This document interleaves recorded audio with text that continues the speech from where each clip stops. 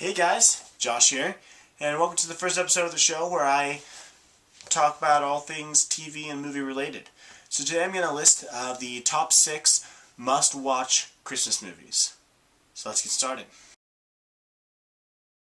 Alright, so the first one I want to talk about is Scrooge from 1935. It's written by H. Fowler Meir, directed by Henry Edwards, and it stars Seymour Hicks.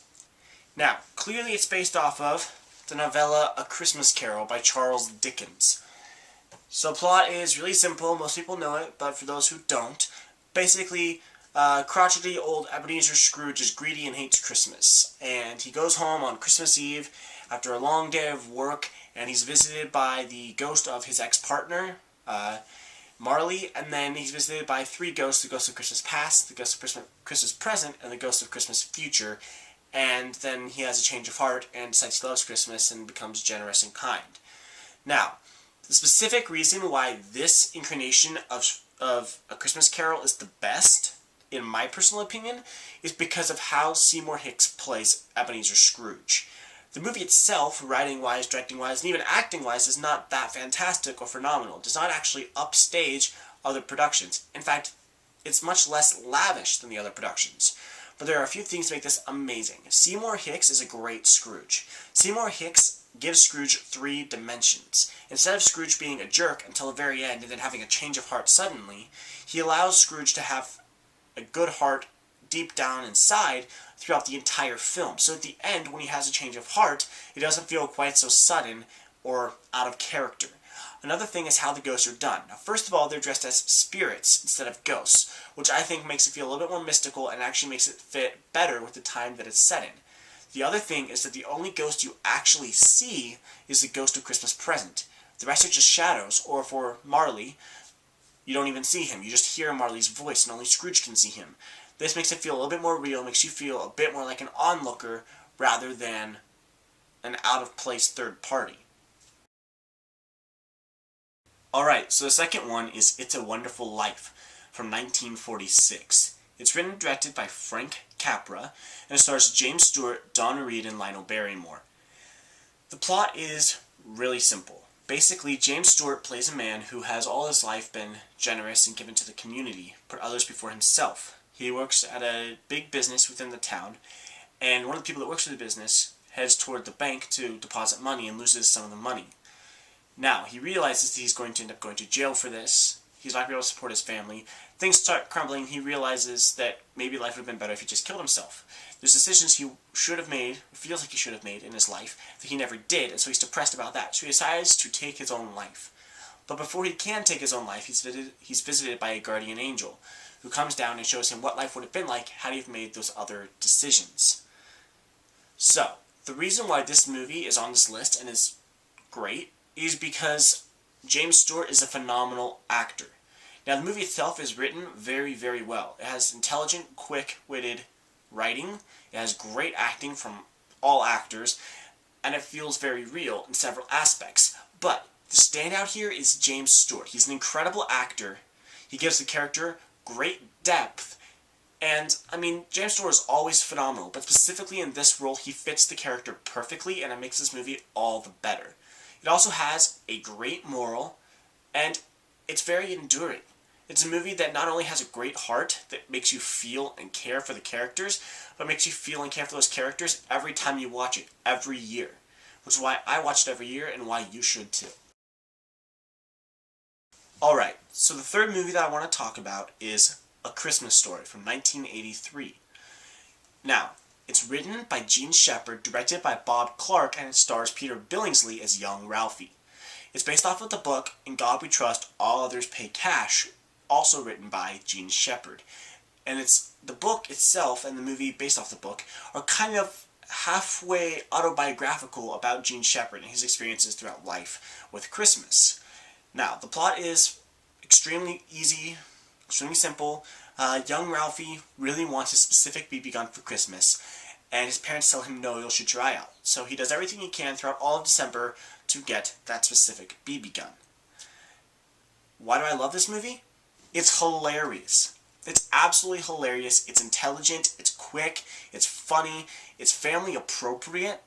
It's got just enough adult humor to kind of go to the adults without kids getting inappropriate things put into their minds. It's very, very well written, it's well acted, and it's just all around a classic.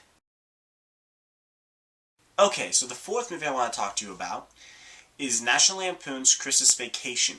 It was written by John Hughes, directed by Jeremiah Chechik, and it stars Chevy Chase, Beverly D'Angelo, Johnny Galecki, and Juliette Lewis. Okay, so it's the third installment in the National Lampoon's Vacation franchise. The plot is to be expected. Chevy Chase and his family decide to have a giant family Christmas at their house. So they invite Chevy Chase's parents and Beverly D'Angelo's parents, their characters' parents, Clark and Ellen, to the house, and they're going to have this great, huge holiday as a giant family. And of course, because it's Chevy Chase, it's vacation, and it's National Lampoon, everything that can go wrong goes wrong. So why do I love this movie? Well, there's a lot of reasons to love this movie. First of all, it's absolutely hilarious. It's far and away the best vacation movie that there has been. First of all, it's got a great blend of slapstick, physical humor, and raunchy humor, and satire, and, witty humor. It's really well evened with the kind of humor in it, without ever going too far in any one direction. Of course, Chevy Chase and Beverly D'Angelo are always absolutely hilarious as Clark and Ellen. Chevy Chase is great at going crazy and having mental breakdowns, and, we're all going to stay here and have the happiest Christmas, and all of that. He's terrific as it. A really good strong suit in this movie is that Johnny Galecki, you might know him from The Big Bang Theory, where he plays Leonard, and Juliette Lewis. The list is endless, come on. I like her in Starsky and Hutch, but the list is endless. Are absolutely the best Griswold kids that there have been. In every vacation movie, they change out who plays the Griswold children, and they've had some great actors as the Griswold children, but as far as working as a pair, and then working with the parents and as a team well, absolutely Johnny Galecki and Juliette Lewis are the best Griswold kids that there have been. And the movie itself is very well done. It's very funny. Fair warning, this is definitely made for teen to adult age. It's not dirty, but it's got a few scenes that are a little bit too far for little kids. So go ahead and look up what's in the movie before putting it on with your whole family. But it's definitely a great watch and one of the greatest Christmas movies ever made. Okay, the fifth movie I want to talk about is The Christmas Shoes from 2002. It was written by Wesley Bishop, directed by Andy Wolk, and it stars Kimberly Williams Paisley and Rob Lowe. It's based on the book of the same name by Donna Van Lier, and the song of the same name by New Song. The plot is very simple. Basically, a little boy's mother is going to die sometime around Christmas, and he wants to get her a pair of dancing shoes like she used to have. At the same time, there's a guy who is a workaholic and has no time for his family. Their two paths intertwine, and so on and so forth. Why do I love the movie? Well, it's actually kind of a complicated question. This is why. The acting in the movie is not very good at times, and the writing isn't phenomenal. What really makes the movie so memorable, and the reason why it's on this list, is because of the movie's huge heart. This movie will make you cry year after year after year. It'll make you care and make you feel inspired. It has such a soft, gooey, emotional heart that even though there are scenes where the acting and the writing are not phenomenal, the giant heart and the intriguing story is enough to carry the movie the rest of the way. Alright, and the sixth and last movie is Elf from 2003. Now, it was written by David Berenbaum, directed by Jon Favreau, and it stars, wait for it, Will Ferrell, James Caan, Zooey Deschanel, and Ed Asner, as well as countless other celebrities. So, the plot is really simple. Buddy the elf, who's not really an elf but a human who snuck into Santa's sleigh one Christmas Eve as a baby, is raised by elves and thinks he's an elf all of his life until he's full grown and Santa finally tells him, look, you're not an elf. Your dad is this guy who's on the naughty list, who's a greedy businessman in New York City.